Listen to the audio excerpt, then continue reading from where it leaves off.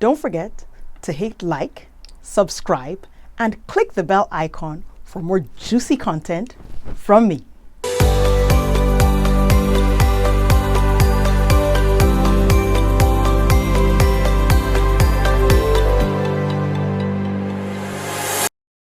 Let me tell you a story.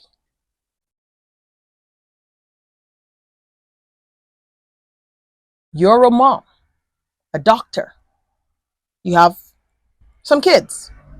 Let's say two, let's say three, for the purpose of this story. You get up every day, you get the kids ready, etc., etc.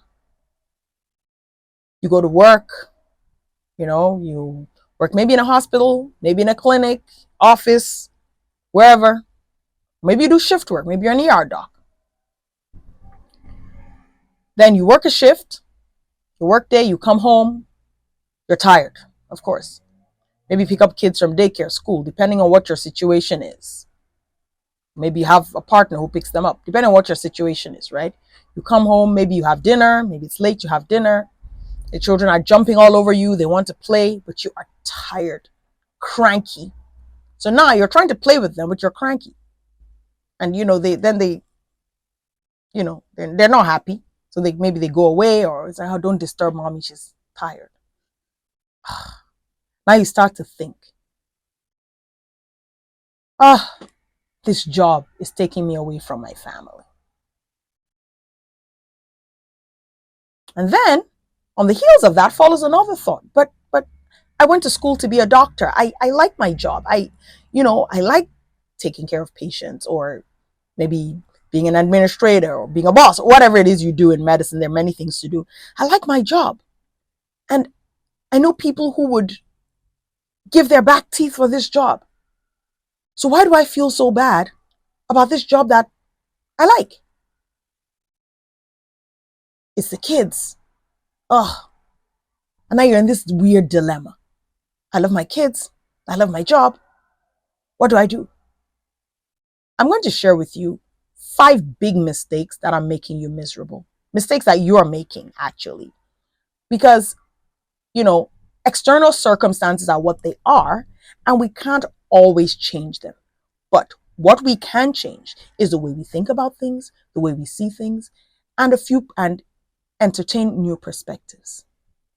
5 massive mistakes that physician moms are making that are making you miserable.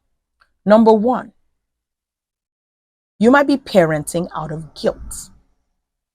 Guilt, right? You've heard the phrase mom guilt.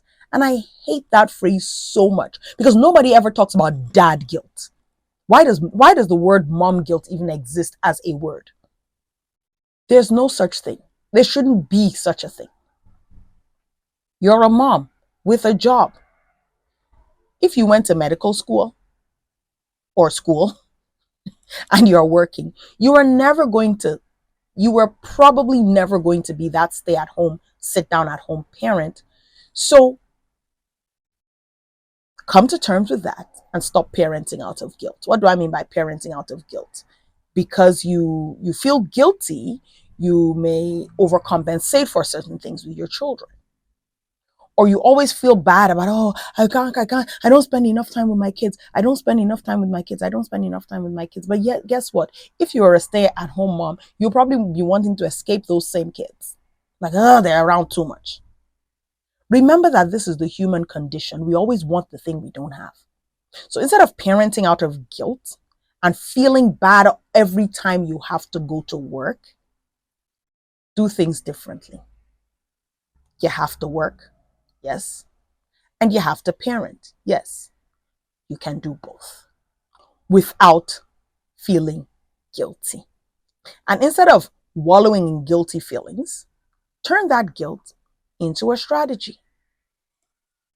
Yes, it may be the case that you're not spending as much time with your children as you want to. But instead of going, I don't spend time with my children. It's this job. Say, I don't spend enough. I don't feel I spend enough time with my children. You know what? Let me look on my calendar and pick a spot. And I'm going to take them out for ice cream. I'm going to take them to the park. I'm going to take them out for shopping or to a play area, depending on the ages of your children. So, do you see how instead of wallowing in guilt, taking that moment to create a different thought and a different action will move you closer to that thing that you want of spending more time with your children? Number two, you see your job as taking you away from your kids and you transmit this energy to them. How does that manifest? Oh, I'm so sorry. Mommy has to go to work. Why are you sorry for doing a job that enables you to take care of them and take them places and, do things for them and buy them things? Because I'm telling you something about kids. If you stop working, they will be the first one to say, oh, my parents never gave us anything because they were too poor. Am I right? So instead of transmitting this energy to your kids as your job being the enemy, you let them see the value in what you do. Mommy's a doctor and I have to take care of a lot of sick people, but on Saturday when I come back after my shift, we're going to go to, I don't know, wherever it is you like to go, a restaurant, a park, skiing, whatever, right?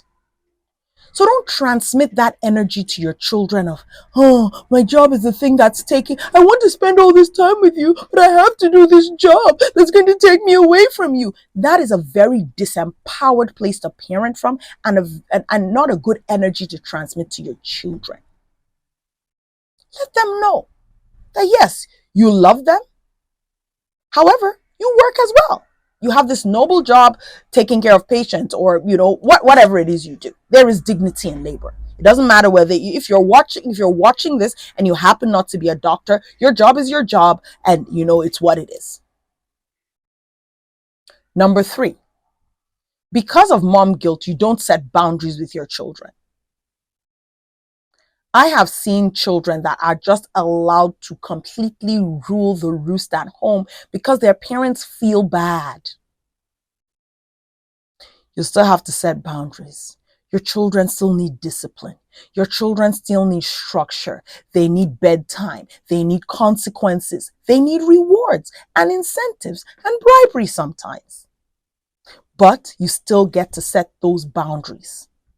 Okay, no, we don't do this here. No, you can't hit your sister. No, mommy's having dinner right now. When I'm done, I will attend to you. Obviously, if it's not an emergency.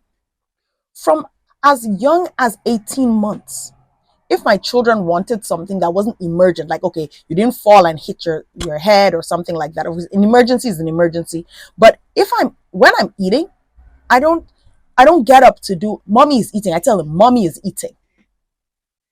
Because I had a friend who developed ulcers from just, anytime the child needed something, she would drop her food and then she would go and then do something and then forget to eat. Yes, forget to eat for, oh, I have to do that. Okay, put food to the wayside. No. When you start to set boundaries with your children learn that you are your own person and not an extension of them. And they start to learn to be their own person as well. I would tell them, mommy is eating. I'll be with you shortly. Mommy, can you come and play with me now? Mommy is eating and I'll be with you shortly. Another thing too is that I hate cold food. So I'm the kind of person that if I start eating and it gets cold, I might even just drop the food and go away, So, parenting out of guilt, which I mentioned in my first point, it can make you not set boundaries with your children because of this guilt that you feel and things of that nature. Be careful. Still set boundaries. You need your own time as well. Number 4, you stop taking care of yourself. If you don't take care of yourself, you will be miserable.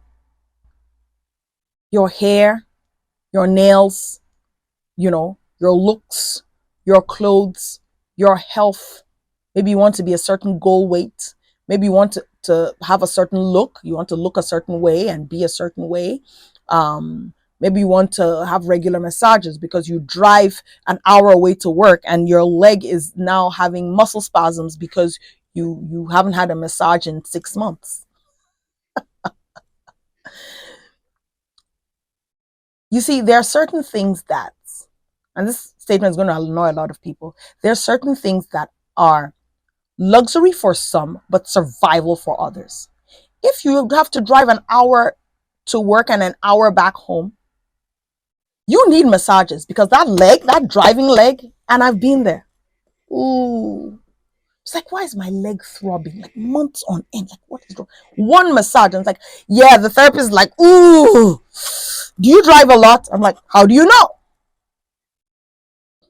So it comes to a point where even having something like a regular massage is not a luxury, it's a necessity. This is just an example. And you can think of so many things. Sometimes maybe going to do your hair, it might be the time you might have a break to like read a book or something.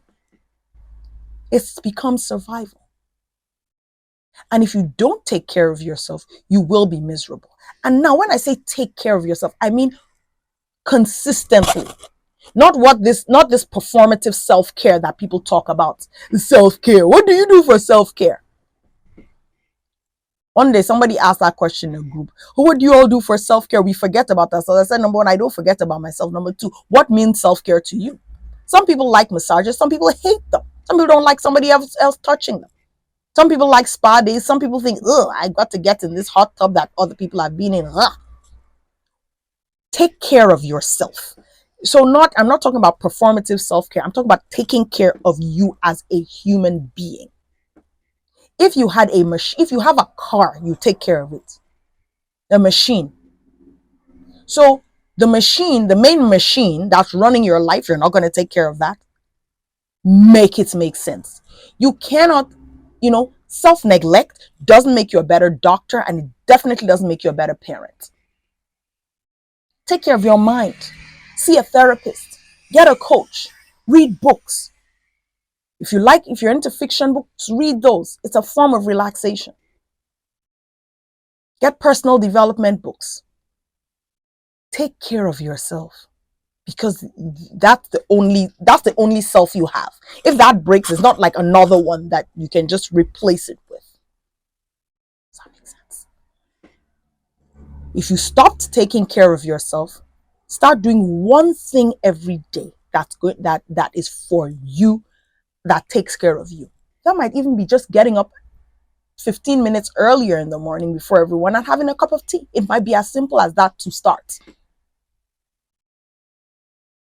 Take care of yourself. That cannot be overemphasized. And I think maybe it should have been my point one.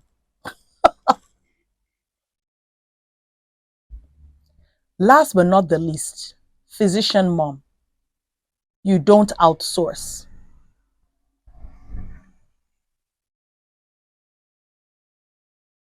So, you get up every day. You go to the hospital, right? In a hospital, when you get there, or a clinic, whatever, in a hospital, when you get there, you have a front desk staff who checks in the patients. You have people who transport the patients to different places. You have nurses. You have pharmacists. You have radiology technicians. You have ultrasound technicians. You have people that clean. You, the doctor, doesn't do all that at work. All right, it's such a bad grammar. You, the doctor, don't do all that at work. Why do you think that you're going to come home and all of a sudden, all these tasks, you are going to do them? So you are the one that's going to cook. You are the one that's going to clean. You're the one that's going to take care of the children. You're the one that's going to manage the whole family schedule. You are the one that, there's only one of you.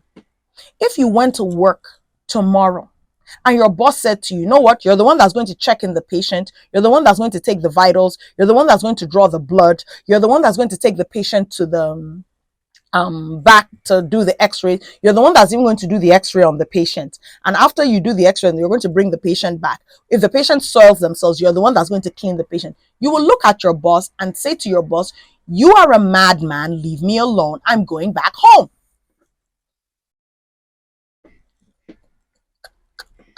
And now you get home and you fall into the American middle class DIY that's killing you slowly. Death by 1,000 toilet brushes. You wash the toilet, you do everything. Outsource, outsource, outsource. It's like, I can't afford it. Okay. And then when people tell me I can't afford it, I will say, okay, have you thought of hiring a cleaner or a laundry service or a cook? And the first thing they tell me is, I can't afford it. And then I ask them the question, well, okay, how much is it? And they look at me like, as this person said in Black Panther, like an antelope in the headlights. They look at me like, huh? So how do you know you can't afford something if you don't know how much it is? Huh? Y'all crack me up. You need to outsource. I know people who have hundreds of thousands of dollars in their 401k, and they will not hire somebody for a couple of $100 to clean their house. They will not hire a nanny to help for I call this the evening rush hour, because you get home, you have to make dinner, you have to prepare for you. If you had a nanny or a babysitter to come to your house between 5 and 9 or whatever, help you make dinner for the kids, etc., help you, maybe it's a bath, whatever evening routine. And then all you have to do, you sit down, you eat dinner, and maybe you read your books to your kids. You are relaxed. And you have hundreds of thousands of dollars in your 401k. If you kill yourself with stress, you will not live to spend that 401k. So it's not like this is not a case of having the money or not having the money. It's about creatively outsourcing. Now, maybe you can't outsource everything, but sometimes if you outsource one thing and get one thing off your plate, that will free up your mind and you will be less miserable. So maybe you can't get a chef, but maybe you can get someone to clean. Maybe you can get a laundry service. So they come, they pick up the laundry, they bring it back folded, no questions asked.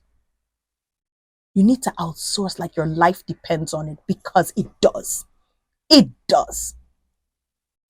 Women physicians burn out at a higher rate than male physicians. And it's a lot of times because they have so much to do. Not working at home. So you go to work where you have all this support in form of nurses, pharmacists, technicians, blah, blah, blah. And then you come home and it's you doing everything. Think about that team approach. Imagine if one doctor had to do everything for a patient. It would take you like maybe 8 hours to see one patient. It's inefficient use of a doctor's time. In the same way, it's inefficient use of a time for you to be doing death by 1,000 toilet brushes. Pay somebody to do that, because whatever you're earning, you pay somebody less than that per hour. In fact, I tell people it's better for you to even pick up an extra shift to pay for those things than to do them yourself.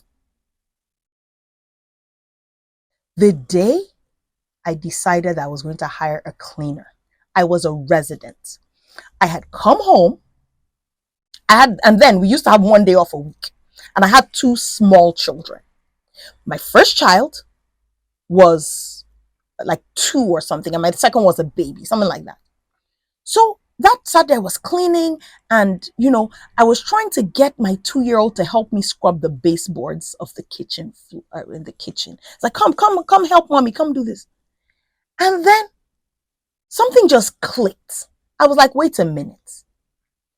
I could be spending time with this child, reading to her, playing with her. It was like the one sunny day we got in Chicago. I could be in the park and I'm doing this. No, I put it down. That day my husband came home. I said to him, we're hiring cleaners. He said, why? I said, because mama don't want to do it no more.